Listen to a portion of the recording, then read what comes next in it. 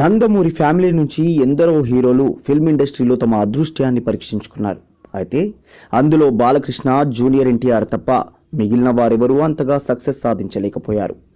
కళ్యాణ్ రామ్ కొంత పర్వాలేదనిపించినా నందమూరి తారక రత్న మాత్రం అంతగా ఆకట్టుకోలేకపోయాడు. వెండితెరపై ఎంతలా దండయాత్ర చేసినా ఆశించిన స్థాయిలో ఇండస్ట్రీలో హీరోగా గుర్తింపు సంపాదించలేకపోయారు. హీరోగా వర్కౌట్ కాలేకపోయేసరికి విలన్ అవతారం ఎత్తినా ఫలితం కనిపించలేదు. తారక రత్న రియల్ లైఫ్ ని కాస్త పక్కకు పెడితే రియల్ లైఫ్ లో మాత్రం అనేక ఆసక్తికరమైన ఎపిసోడ్లు మనకు కనిపిస్తాయి.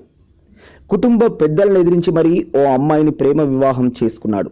అయితే ఇప్పటి వరకు ఆమె ఎవరనేది తారక రత్న సన్నిహితులకు తప్ప బయట జనాలకు అంతగా తెలియదు. సినిమా ఫంక్షన్లకు హాజరైనా ఆయన తన భార్యను బయటకు తీసుకురాలేదు.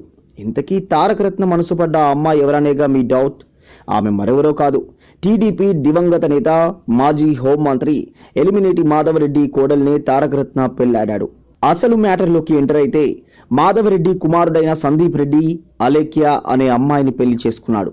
అయితే కాలక్రమంలో ఇద్దరి మధ్య విభేదాలు రావడం వల్ల విడాకులు తీసుకున్నారు. అయితే ఓ ప్రోగ్రాంలో అలేఖ్యను చూసిన తారక రత్న ఆమెపై మనసు పారేసుకున్నాడు. పెళ్లి చేసుకోవాలని భావించినా ఇరువురి కుటుంబ సభ్యులు అంగీకరించలేదు.